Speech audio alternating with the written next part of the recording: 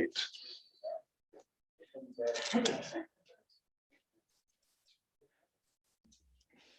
All right, it is 6:30.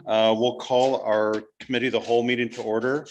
And what I'd like to do is take us through the 6:30. We have Captain Mancel here, and as the group know, over the past roughly month, we had posted for our police chief opening with Chief Long retiring. And we had the posting for 2 weeks with the applicants. We received 6 applicants, and 2 did not meet the minimum qualifications. Then we had 4 applicants. From the 4 applicants during the course of the process, 2 have backed out to accept positions elsewhere. But in the meantime, we started with our internal interview process with Captain Mancel. And, it's one of those things that as a business leader, when you are interviewing, you're hiring somebody for an open position, sometimes you just get that feeling that this is the right spot to go. So out of that, I know myself, the personnel committee, the managers, and our HR director had all unanimous vote, are recommending to the city commission to promote Captain Mancel to our chief of police spot effective Chief Long's retirement on August 1. So that being said, what I wanted to bring the group here this evening, we had obviously the 3 members of the personnel committee that had a chance to spend time with Captain Mancel during the interview process. And given the confidentiality of the process, we didn't want to have a quorum and have this be an open piece because it was an interview process. So that being said, what I'd like to do for the 4 that we're not able to have time with Captain Mancel is we have time now to have discussion around the questions you may have of him, direction that may have from him from a new chief perspective of what his plan looks like. One of the things that really impressed me, when I think to my notes was there's very clearly a day 1 plan, a day 30 plan, a day 90 plan, day 6 month, 1 year, and then beyond that. And it was very clear, it was very deliberate, but it was very engaging with our community as well.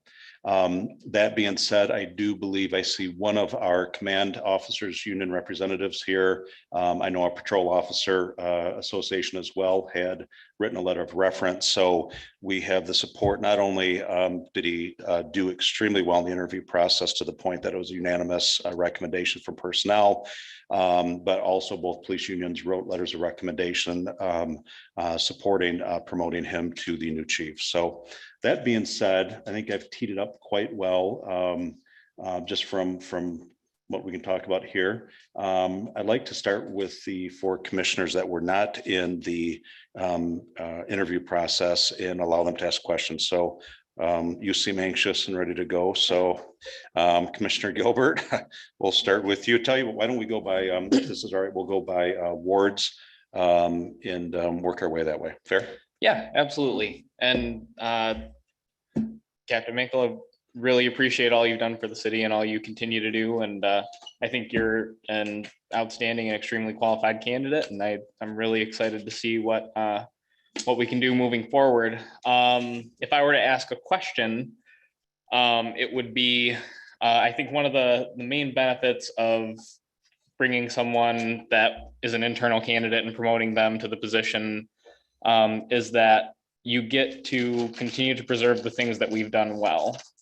But I also think that someone that's seen the inside of the machine can then take the next step forward and kind of understands the context of where we're at and where we want to be. So I guess if I were to ask, what do you think are maybe the top 3 opportunities you see for us to make some progress moving forward, and maybe some early initiatives you may want to pursue?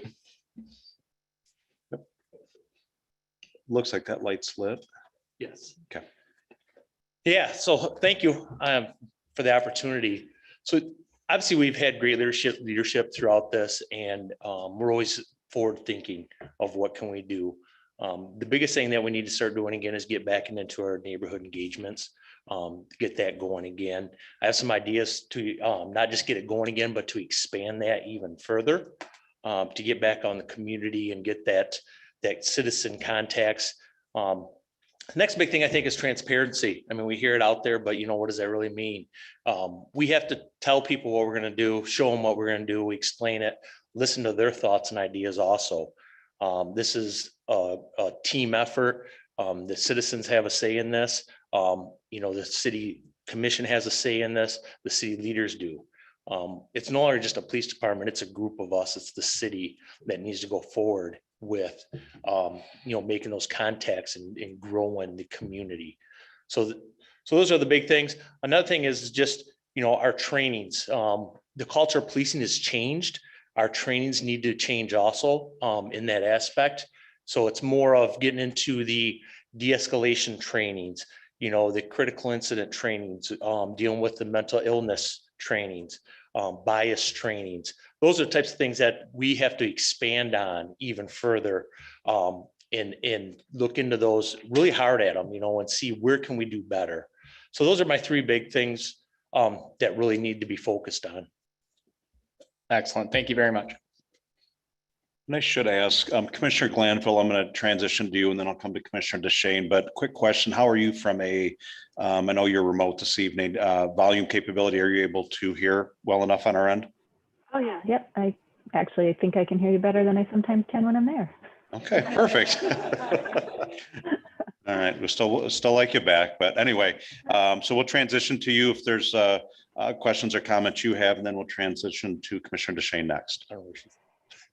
Yeah, Captain, I don't know if you can see my image anywhere if I'm just talking from the ceiling, but I just want to echo Commissioner Gilbert's comments in, thank you for your service to the city and for your ongoing commitment to the work that's done. I know I've seen you do some really nice things, and it's nice to have somebody who knows the city well be able to, potentially step into this position. So I just wanted to follow up on the questions from Commissioner Gilbert. You mentioned re-engaging with the community, partnering with the city, updating the training. I was just wondering if you could expand on those just a little bit. I know the mayor mentioned that you had some ideas in mind, and you don't need to lay out, the whole plan, but just what are some of the, like maybe the top 2 or 3 strategies you would want to see in place immediately?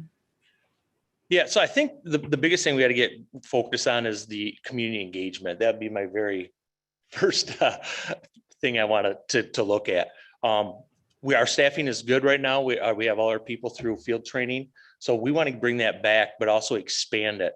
I think there's ways of doing that with our personnel where we have not just a police officer involved in that, but a civilian also helping them do that and have that contact. So we can actually grow that field. So there's always that point of contact with the police department and help them become the face of it. Even nowadays, there's so many other virtual opportunities out there for neighborhood watches. The Nextdoor app is a beautiful thing that's being used by local police departments that needs to get implemented so we can still be in contact, not just through Facebook, but more in depth with the different communities that are out there. So that's another big thing I want to get that connection going back with the community and listen to what they have to say. The next big thing is training. I've already talked to HR a little bit about it, but from the bottom up, all of us have bias. We got to manage those bias and learn how to deal with those things, and understand that. So when we do have contacts with the citizens, every single one of them is dealt with fairly, in dignity. So we understand them. And that's key. I mean, that's the culture of police right now, is dealing with the citizens and truly listen to them, what they have to say. So those are the types of programs we have. I'd like to see, and bring into even in that training is to actually have it part of our orientation. We train every 2 years, for the state. Make this a part of orientation so our officers get this training right away. And get that going, and then make it a yearly training versus every 2 years, because it's constantly changing, and just gives you opportunity to talk to people and get better ideas of what's going on out there. Great, thank you. I appreciate that.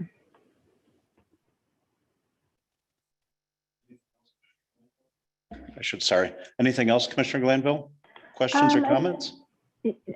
No, not at this time. I'd like to hear, what some of the other questions are. Okay. All right, we'll work our way around here. We've got our time to get through this. Commissioner DeShane.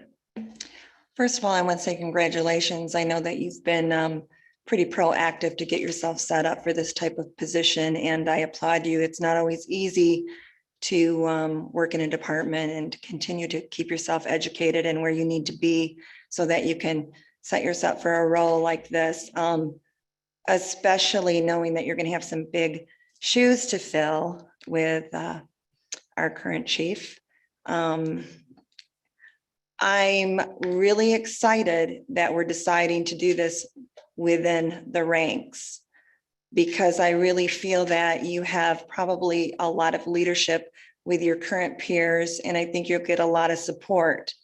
Now, I do think that you can always lean on Chief Pelton, knowing that he too stepped up from his position to go into his role as chief. And if you guys probably can have a lot of great conversations on how do you deal with this, or how do you deal with that, for even more growth within your role.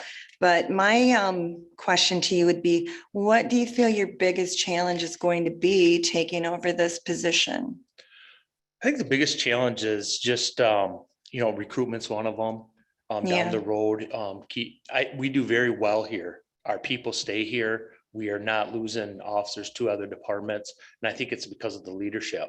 I do too. So recruitment still is always going to be a big thing that we have to get, in there. We have a recruiting team.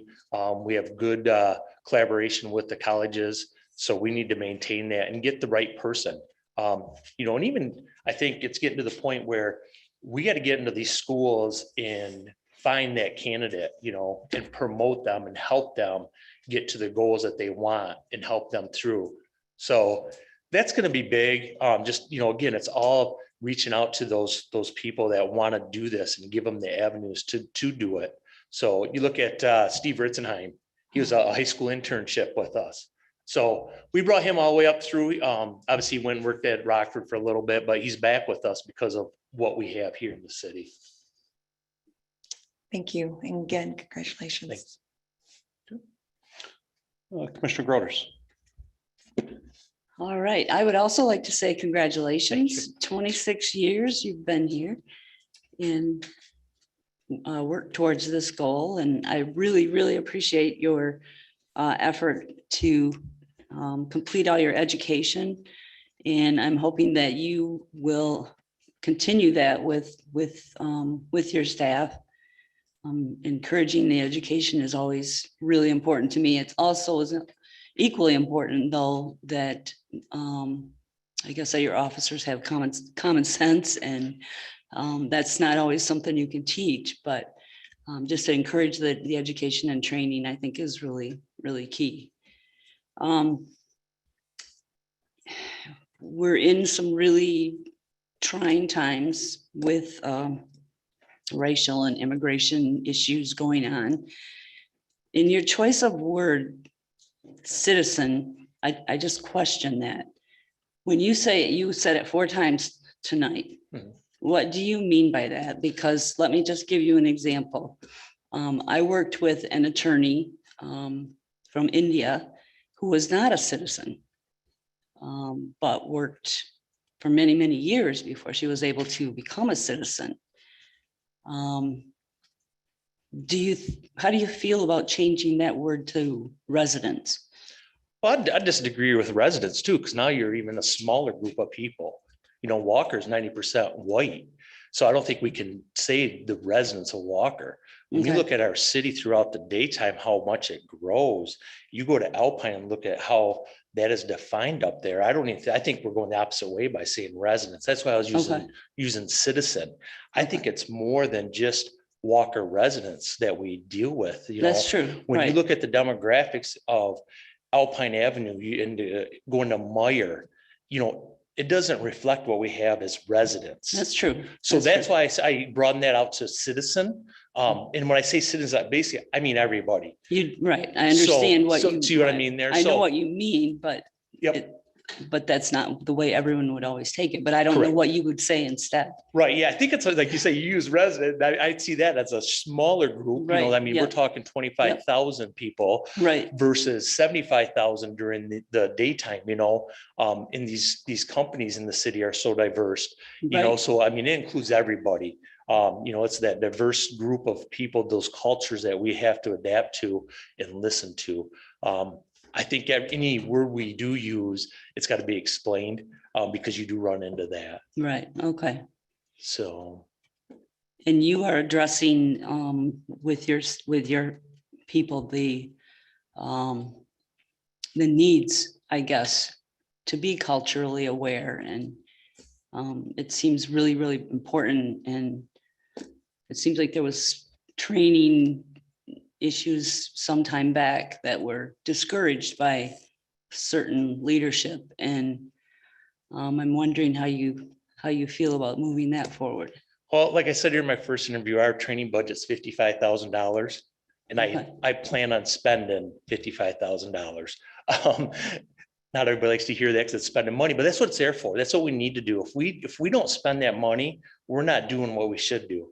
That dollar figure got there from planning on what do we need? Where do we have to strive to get to our people? So we need to spend that money, make sure every officer has the opportunity to attend training, additional schooling, whatever's going to make them better. So yeah, schooling, like I say, I've gone back to school. A lot of us have. It's up there in my book. I mean, I did it. Trainings, making sure everybody has the trainings they need is so important, especially today. It's even, we're constantly looking at case studies on what do we need to change within the department, what little things, need to be changed. How do we handle things with people now? And it's all through training and training. Obviously last year was a little bit different because we Yeah. can never get together, but it doesn't change what we have to do. We still do. We're sending out emails constantly, short videos for training clips, everything, I mean, it's constantly changing. It's going to continue to change. So we have to stay on top of it. Okay, thank you. Thanks. For the other four commissioners, been some dialogue there. I know personnel, I believe, is satisfied our questions, but I'm going to go to Commissioners Gilbert, Glanville, DeShane, and Groders again, see if there's any follow-up questions that any of you may have. No, I think I'd again reiterate how I think we're in a really good position. I think that you'll be fantastic in this role, and I'm very supportive. I think that Captain, you've been involved in a lot of things from a leadership perspective already within the department, and seeing you continue to evolve into the new role will be really good for all of us. And I think we'll all be very happy come years from now as after your time is done. Yeah, thank you. Commissioner Glanville, anything follow up from your end? Yeah, just a couple of things. Can you talk a little bit about, as Commissioner DeShane mentioned, moving into this role, being lifted up from within, I think has definitely, is a positive thing. It can also be a challenge at times. And I think one of the challenges we face is that then we don't necessarily, like our talent line that typically would lead into this role is going to be a little bit disrupted from what I understand. So can you just talk about how you envision maybe restructuring a little bit, or if you have some ideas in that direction? Yeah, I have a lot of ideas. So, basically, I'm going to look at every single position that's open right now, and do a true job analysis of what are their true duties. We have job descriptions right now, but what is everybody truly doing? Yeah. And see what jobs, need to be adjusted, to get the most out of those positions that we have. And to spread the workload around a little bit more than what's there. And that goes all the way from, the road patrol all the way up through our records bureau. I think there's better ways to do some of the stuff we're doing as far as with some changes we've made in the records bureau and on the road.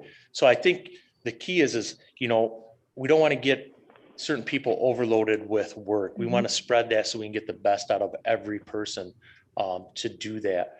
we are young, I mean, Mhm. we all know that, so I think the key is get those people who, I always look at, put those people in places that are going to succeed, and also give everybody those trainings and schoolings and stuff like that to help them succeed, is what's key, and it's gonna be more of a team than anything on this one, because we're all new at this, that I think that's the biggest kind of concern with that. But I think when you surround yourself and listen to your team, great things can be done.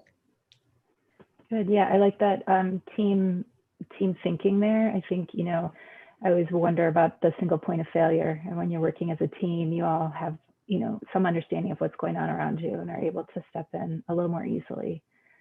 Yeah. And I think, Yeah. I'm sorry about that. I think No, too, no, the go big ahead. thing is just, when you get that team in, you got to be able to let them correct you also, I mean, it goes all the way around. So that's huge. 360-degree evaluations, I think, are very beneficial, because that's how you learn, even for yourself, along with your team, of where you have to focus on. Sure, good. So kind of along that same line of thinking, going back to what you were saying about recruitment, and I heard what you said about getting like building your collaborations with local colleges and things like that. But can you just speak a little bit to diversity efforts to build diversity in the squad? You cut out department? there. Just looking at how you might build diversity into the department more intentionally. Yeah. So, we're out there in these schools. We're trying to get to do that. Obviously, I taught out at Grand Valley for a few years, trying to recruit these. Our officers are the best recruiters that we have. They're in these schools. It's tough. I mean, most of these officers that we try to recruit, diverse officers, they all want to go back to their hometowns, and make a difference there. So we have to make sure that we're getting to these candidates sooner, showing them what we have to offer. You hate saying it, but it's going to come to the point where you even sponsor them and say, hey, if you're that good of a person, we want you here, and we're going to make a commitment to you. We've never done it, but times are changing. So those are the types of things. I mean, I think we've done pretty good on, trying to do that. Obviously we want the best candidate that's going to fit in the department, fit in the city, and do the right thing, for the city. So obviously I think we want to expand that citywide. I mean, when you start looking at that, it's not even the police department. We're all into that, but it starts, with our team out there, getting out there and doing these recruitings. I talked to a couple kids, I say kids, but candidates, at the colleges, and they would be great. They're great officers. They're doing great at Grand Rapids, but they're all like, nope, I'm going back to my hometown, because they want to make a difference. So we got to try to change that mindset to get them to come here to Walker. So it's a tough challenge, but we're going to still promote it. Obviously we're not where we're at. We never are on that. Because it's nice to have the diverse officers there, a group of officers, so you can still have that little bit of communication connection with who's out there. So yeah, right. And it is tough because traditionally, there's not a lot of diversity in the police force, and kids tend to follow, the careers that are before them.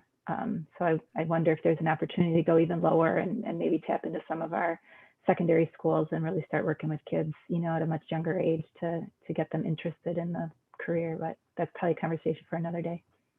Yeah, I think, the younger you can get them, the better off you are. I mean, I kind of look at it even as sports and extracurricular activities. When you can get that kid involved in something, science club, athletics, anything, robotics, at that young age, and get them to grow, that's the time to do it. We all know that works, and being a part of a team or a group, and just, for their social life. But then to try to get them to come back to Walker, is the key. Great. Okay. Well, I think that's it for me. So thanks again, and congrats on getting this far in the process. Thanks. Thanks, Commissioner. Commissioner DeShane, any follow-up? No, Carol pretty much touched on what I wanted to talk about with recruitment, and I like what you had to say. And I really do believe that it's not always the best candidate. It's the one that's the right for the for the city. And I think it is true that a lot of candidates want to go to back to their hometowns or go somewhere where they feel they're going to, they already have established roots. So it's not always easy in this day and age to find enough labor source within a city anyway, especially something so specialized as becoming an officer. And I think what is going to be really fun, maybe challenging, is that the people that are going to be now working alongside you and for you, and because you have such a great rapport with them, I feel that is always, they'll be challenging you, and you're only going to make it. Challenging each other is not always comfortable, but it's a growth opportunity, and it makes us all better. And I think that I can see that you'll have a great rapport within your department, and I'm looking forward to that. Thank you. Commissioner Groders, any follow-up? No, I guess just congratulations. And I think we're really blessed to have you here all these years, and it will be great to see how you move forward and take us forward. All right, commissioners, I'm going to do a quick straw poll here. I should ask personnel any follow-up questions from the two of you. Okay. What I would like to do, exercise the discretion of the chair, is at the 7 o'clock city commission meeting by city charter. There are three appointments that this commission makes, one of them being the chief of police. What I'd like to do is do what we call a walk-on item, slip it in after the consent agenda before the resolutions, to appoint Keith Mancel as our chief of police. So I'm going to do a quick straw poll about walking that on, and we'll take our vote at the 7 o'clock meeting. Commissioner Rapp, Commissioner DeShane, Commissioner Chase, Commissioner Groders, Commissioner Gilbert, Commissioner Glanville. Thumbs up. Thank you. So Captain, if you'll stay tight with us wherever you want to. You guys messed up the seats here. So we'll come back to 7 o'clock. So it is 6:57, coming up 6:58, making the use of our time. City managers, is there any for you or the HR director, any follow-up to our discussion here? Okay. Make use of the time. Let's go to manager comments real quick here, and then we'll get to commissioners at the end of the meeting. Sure, I'll keep mine brief. We're getting to the end of the budget preparation process. So we have hopefully our last finance committee meeting scheduled for May 24th at 5 o'clock. Thank you, Sarah, for getting that set. And hopefully you'll see the last and final draft of the 21-22 budget. So just getting that prepped. We did receive today, they finally have some of the guidance out for the rescue plan money and how we could spend that. The one version was 151 pages. So sorry, I haven't made it through that yet, but there'll be a lot of webinars and guidance on that as we move forward. So I'm a good amount of the way through it, Daryl. good. Tell me what it says. So we'll be ready for the 24th. All right, Mr. Walsh. Nothing for me tonight. Thank you. All right. We'll give this about 30 more seconds, and I think we're pretty close here for us starting. All right, we're close enough at 7 o'clock. I'd like to call our regular city commission meeting to order. I'd like to invite Commissioner Rapp this evening to deliver the invocation. Kind of doing something a little different. So for police officers week this week and EMS week next week, along with, I know on the commission with Mayor Carey's got a couple of children who are police officers, along with Commissioner Groders, who has one in the Kent County Correctional Facility as an officer, along with my son that's a trooper and a daughter that's a paramedic, and obviously all police officers and EMS providers far and near. So this is going to be dedicated for the men and the women who protect and service every day. So dear God, thank you for the life you have given us, and into your hands do I commit my life. You are my protector, O Lord. Guide and protect us in all our doings. You are my refuge. Please shield me under your wings and deliver us from trouble. As we step out of the houses today, be with us and within us, walk beside us, before us, and behind us.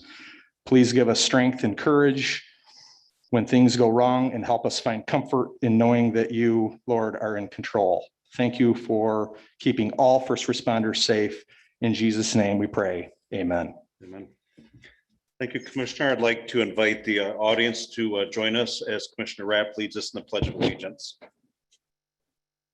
I pledge allegiance to the flag of the United States of America and to the republic for which it stands, one nation, under God, indivisible, with liberty and justice for all.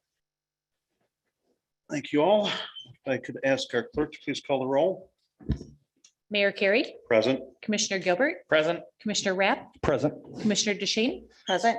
Commissioner Gilbert, I'm sorry, Glanville, Present. Commissioner Groders, Present. and Commissioner Chase. Present. Thank you. Next on the list is the approval of the minutes from the April 26, 2021 meeting. Is there any discussion items on said minutes? Seeing none, I'll entertain a motion for approval. I'll make a motion. I'll second it. Motion for Commissioner Chase, support for Commissioner Rapp. Any other discussion? All those in favor, please say aye. Aye. There we go. All opposed? All right, minutes are passed. Thank you. Next on the list is the public hearing that we are holding. We're holding a public hearing for the establishment of an industrial development district and speculative building for Fruit Ridge HCV LLC located at 3501 Fruit Ridge Avenue Northwest. Anyone wishing to speak on the subject and that subject alone should raise their hand or come forward and be recognized to speak. Is there any public comment on this matter? Going once. Any public comment on this matter? All right. Hearing no public comments, the public hearing is now closed.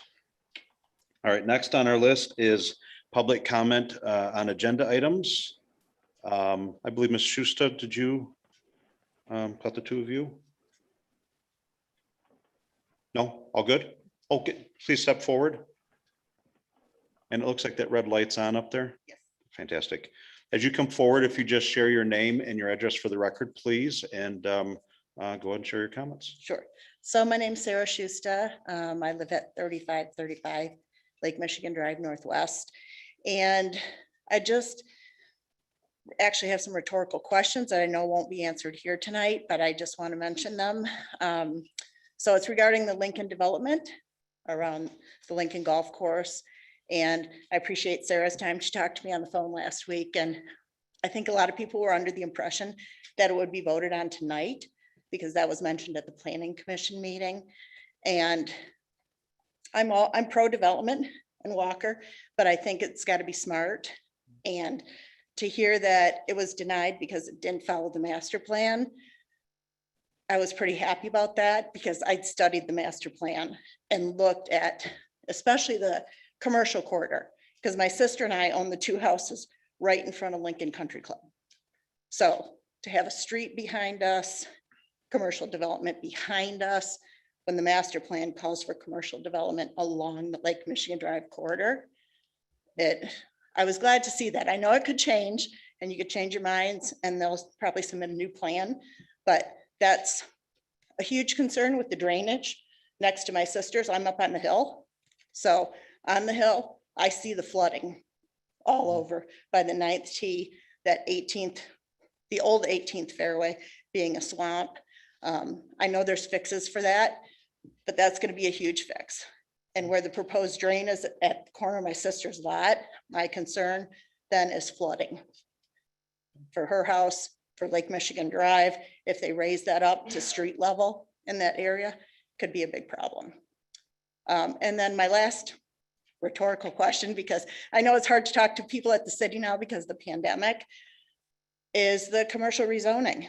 So you've got residences along Lake Michigan Drive that are eventually going to go commercial. What does that do to our taxes now? So as long as we're in our houses, living there as residences, do we pay residential taxes on that? Or once it goes commercial, the master plan calls for commercial all along the corridor. Are we going to see a spike in our taxes? So that's just something I'd like to learn more about in the future. All right. So thank you Good. very much. Thank you, Ms. Schuster. Is there any other public comment on agenda items for this evening? If you're on the Zoom call, Commissioner Kent, we would be just thrilled if you'd like to join us at the microphone. I may regret uttering those words, but I put myself out there. Excuse me, can I filibuster him or? Welcome back. Dan, I'm Thank not you. going to be able to kick you if you talk too long. Need my address or anything? I just, listening to the questions for Keith, the answers for Keith gave, and how we've made changes in this department, we've made changes in this department, looking at making other changes and everything. And I just think that everybody should be proud of our police department because they're fluid now and they're gonna be fluid going forward. And I think they're doing a great job. And I think you did a good job with your choice. Thank you. Thank you, Commissioner. All right, going one last time. Any other public comment on agenda items? if you're on the Zoom call, you can raise your virtual hand in lower part. The person that called in, *9, will raise your hand.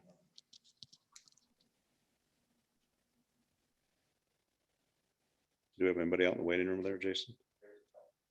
Okay, all right. Okay. Just out of, everybody's anxious on this one, but I'll jump to that real quick. So for those out there on the Zoom call, if there's any comment you have on agenda items that we have for this evening, we'll go one last time here to make sure that you have an opportunity to speak. Please either hit *9 or raise your hand in front of the camera. And to be clear, you gotta hit the hand at the lower part. Okay. All right, we'll move. We're gonna move on. We'll have one more public comment piece at the end. So reports from city manager. We just heard Daryl. I'll let you recap that. You want me to hit the LOCC piece? Yeah, I can give a quick overview. Our LOCC meeting group commission met on April 27th. They're responsible for recommending adjustments to elected officials' salaries. And you have the report and their recommendation in your packet. This stands as proposed unless you make a motion to deny this. So it's more informational purposes, or if you have any questions, I'll be happy to try to answer those. But the recommendations you can see are proposed at 2.5% for each of the next 2 years for all the elected officials. Commissioners, questions, comments?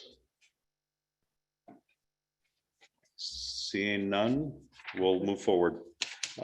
Next is consent agenda is the expenditures in the amount of $301,647.69. Are there any questions on the expenditures? Commissioner Kent, you can't raise your hand. All right, seeing none, I'll entertain a motion for support and approval, please. I'll make that motion. Thank you. Support. To Shane, Commissioner Groders. Any other discussion on the bills? Seeing none, all those in favor, please say aye. Aye. Gotcha, Commissioner Glanville. Those opposed? All right, bills are paid. Next on the list, and as I see a lot of our uniforms and our off-duty uniforms walking in, I assume that you're here for support for our chief. We have the Command Officer Union represented, Patrol Officers Union Association represented as well. We have our police chief here as well, that I know is in support of this. So it would please me as nothing more at this point to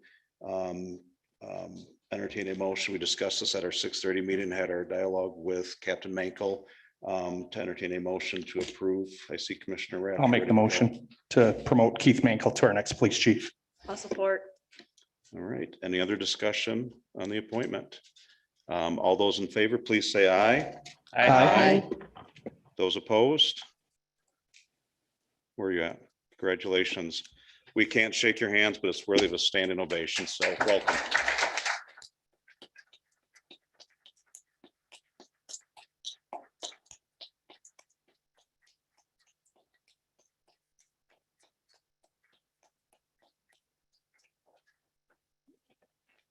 All right.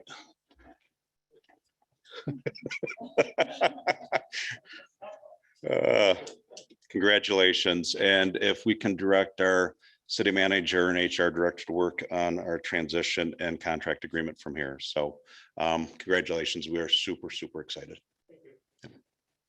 Next on the list is resolution 21-600, establishment of an industrial development district for Fruit Ridge HCV LLC, and this is Honeycrisp Ventures as HCV. This falls under Public Act 198 for a new facility project. Daryl, Frank, any background from there?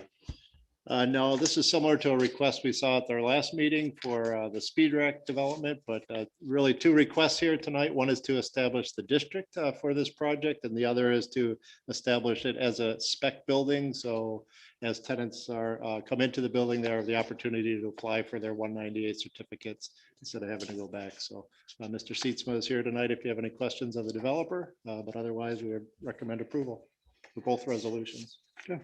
Mr. Seatsma, any words I'd like to share with the group? Please step forward to the mic. If you'd press that button in the middle, turn the red light on, please.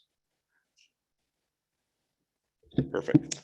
Hello, Ben Seatsma, owner of Honeycrisp Ventures LLC. We're going to be building a 285,000 square foot manufacturing warehouse facility just north of Irwin Seating on Fruit Ridge, 3501 Fruit Ridge. And yeah, establishing this zone so that future tenants can come in, make their own requests when we have more specifics about what they do, how many jobs are going to be providing, all of those sorts of things. So happy to answer any other questions. It's been great working with the staff here, City of Walker, and get this project moving forward. Hey, if I may, Mr. Mayor, just a quick question. It's being established as a spec building, but I know that at the Planning Commission review, Acme Marine was talked about as the first tenant. Is that still the case? Yep. So we hope so. So no lease has been signed. Acme is a prospect at this point in time. There's a couple different requirements to get them as a tenant, but at this point in time, we do not have a signed lease with them. Although I'd like to think they're going to occupy the building. Got it. So they're still at the table and it's being worked out at this absolutely, point is kind of where we're at. Yep, absolutely. Okay. Just, I guess the wheels are starting to turn again. Yep, so yep, Just yep. confirm that. Yep. Make sure I'm thinking of the right project. As well. Yep, Well, exactly. and if I'm not mistaken, the establishment of the speculative building, step one is identifying it as a speculative building, and then the occupant, that's the second step of that. So perfect. Correct. Yeah. Yeah. We've had a lot of interest. Yeah. I probably need to tell you guys about all the interest for industrial property. So we're very confident this building will be filled quickly. Awesome. Good. Thank you. Commissioners, any other questions? All right. Seeing none, I'll entertain a motion for approval and support, please. Make a motion. I'll second it. Commissioner Chase, support by Commissioner Rapp. Any other discussion on the establishment of an industrial development district, Fruit Ridge, Honeycrisp Ventures LLC? Seeing none, all those in favor, please say aye. Aye. Those opposed? Motion passed. Thank you. Related to this is resolution 21-601, establishment of a speculative building for Fruit Ridge Honeycrisp Ventures LLC. This is again to identify that as a speculative building under that Public Act 198. Is there any other questions or dialogue around this? Seeing none, entertain a motion for approval and support. I'll make a motion. Support. Just Shane, support by Groders. Any other discussion on this? All those in favor, please say aye. Aye. Those opposed? Resolution 21-601 is passed. Old business is our ordinance that we discussed, 21-517 at the last city commission meeting. It's the property rezone request for 3483 and 3485 Lake Michigan Drive Northwest, Waterford Village, previously known as Lincoln Country Club and Golf Course. I'd like to throw an idea out for the group here. Listening to Ms. Schuster come up, she had talked about concerns she had around the commercial, and I believe drainage was the other major point there. I had some unanswered questions from the last time. I did for the first time, outside of a city commission, have a conversation with the developer, asking about the process and, we talking about being overly difficult with things. I have a recommendation that instead of us going through what we might normally go through on this, is taking our preliminary denial that we had at the last meeting, taking the findings of fact, which we would go through tonight. My suggestion is, because there's still enough unanswered questions, that I think we have to tie up some loose ends. Commissioner Gilbert, you had a number of points that I think, to quote your words, you were close on the piece there. I feel like right now, if they're the developer will come back with a new proposal, may not involve the commercial piece. They'll be addressing drainage pieces, but I almost feel like this is stuff where government inefficiency can be at its best here when we hit the reset button, when we're close enough to work some fine details out and then bring it back to the city commission. So my suggestion for this group up here is to adopt an ad hoc committee, which I'll come to the makeup of that in a minute, come to an ad hoc committee of few people here, review with the developer, probably the week after next, review with the developer some of these loose ends, questions, concerns. I know Commissioner Gilbert was making notes from Ms. Schuster, amongst others that we've received, to make sure things have been addressed. But that ad hoc committee then get the tweaks, the adjustments that need to be done, and then bring it back to the city commission for the rezoning consideration at that point in time. City managers approval. Okay, so my suggestion on the ad hoc committee, because we can get too many cooks in the kitchen, would be Commissioner Gilbert, you make the most sense because you have a PC hat and a city commission hat. From a city or planning commission hat, because there was a 6-1 vote there, I think probably appropriate, probably just the chair of the planning commission. So we'll have Terry Schweitzer join, so the two of you, and we have 2 third ward commissioners, but I think this goes back to, I'll take a step back and vacate what normally I would jump in on something like this, and one of the 2 of you can take my spot. So the 2 third ward commissioners who represent that Lincoln Country Club idea can take that area. Is that fair? So basically that ad hoc committee, from a commission standpoint, Chairman Schweitzer, Commissioner Gilbert, Commissioner Groders, Commissioner Chase, and then could we, from the manager, the city staff perspective, our assistant city manager, our community development director, Tricia, and then probably our city engineer, Scott. That probably should be enough. That way we don't have too many cooks in the kitchen there. So my recommendation then is to table it with that ad hoc committee, have reconsideration given, do that sometime later into this month, early June, bring it back to the city commission at that point for rezoning, because I feel like right now we're in a little bit of gray area with our findings of fact. Fair? All right, so yes, No. Clerk. My only question would be, if the ad hoc committee is going to discuss this, if you can give me a timeline, like 2 weeks, so we can say that this property rezone ordinance is tabled for X amount of time, and, for example, brought back at the June 8th meeting. Could I ask, Frank, would you mind taking ownership of the schedule? I will put a schedule together. I would say a month may be a little bit too soon. I would almost say, what your first meeting in July. The developer is out of town. I think it's important to have the developer at the table and their design people at the table. If we're going to talk about specifics and layout and things like stormwater and drainage, we really need to have their technical people there as well. So there's a high level discussion, but then there's also, how does the high level discussion translate into the plan? So I would give yourself a little bit of wiggle room on the time and maybe see your first meeting in July. And I'm fine with that, as long as we have a date on the minutes. So July 12 would be the first Monday in July. I think that's reasonable. And if we're sooner, so be it. Yeah. I'd rather Yeah. under promise and Yep. over deliver at this point, Mhm. so. I would agree. Thanks. All right, so if I might ask, would you mind pinging Mr. Schweitzer and letting him know from tonight? Frank, would you mind taking ownership then of just scheduling, do a doodle, whatever? And again, so 2/3 wards, Commissioner Gilbert, Terry, and then the 3 city staff. Perfect. We will do that for you. Okay. Commissioners, clear? Makes sense. Any questions, dialogue?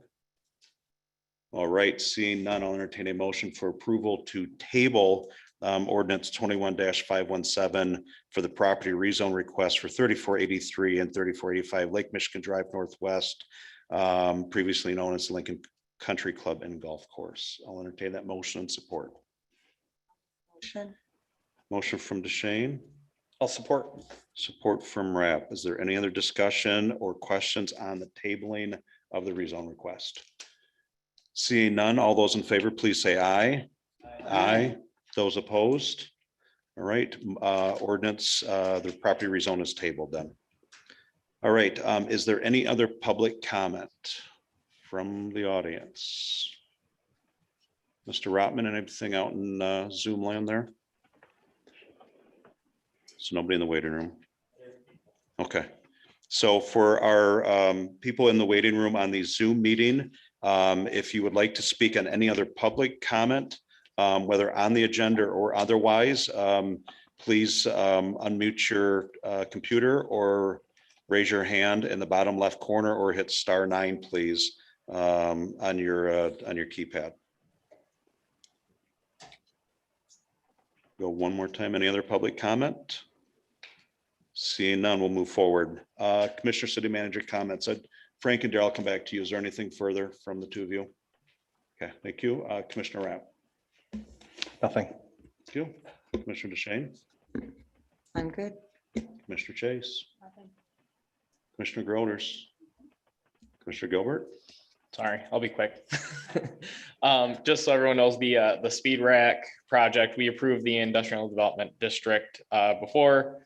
That did get the preliminary or the approval at Planning Commission on May 5th. I believe it was their PASP, if I'm remembering correctly.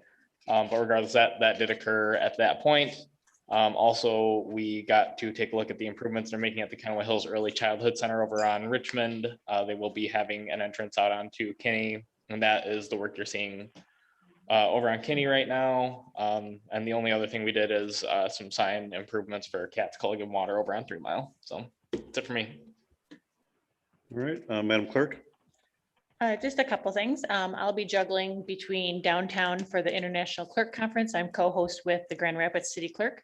We have 500 clerks from across the states. Not too many international since due to COVID, but it's a success. It's been a huge, everybody's been ecstatic to be in person. Jessica is also at the conference all week, so I am juggling between there and here. And I'm also taking 3 online classes for my certified election and registration administration classes. So I'm also doing that during the daytime as well. And then thanks Commissioner Rapp for acknowledging police officers. I also have a son that's a police officer, and it's also Nurses Week. I was noticed with my son in California being a nurse, and it's also Clerk Appreciation Week. So. Thank you. Yep. Commissioner Glanville, not forgetting you. Oh, no, I have nothing this week. Thank you. Okay, all right. I'll make up time for everybody then. I've got a few on here. One thing I'd like the commission, but I'd like to get approval on this is I met with a potential planning commission candidate who should be applying this week, and somebody with architect and engineering background. I really struggle right now. The process we talked about having visibility for the city commission for the applicants. I struggle with the visibility in the committee of the whole or the work session packets, I'm sorry, because there is some personal information in there. I'd like the city commission, and I'm going to look for approval on this, to reconsider. And instead of us having it in the big packet, because there is enough personal information in there, I would rather have the clerk send it out via email to the commission, to the city managers, and have it come out that way instead of in the committee or work session packets. There's a confidentiality there with personal info that I've grown very uncomfortable with in a quick period of time. So I'm going to look to the group for discussion on this.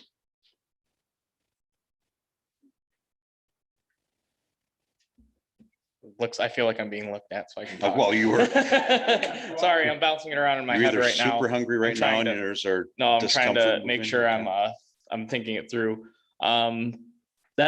That makes some sense to me because the purpose for having it included in the packets was for our awareness, right? And it was Correct. not an issue of public transparency. It was an issue of transparency for us, the commissioners, who are the decision makers at that point. And I believe, looking back is like the addresses for the current members of the planning commission, are those public record or are they?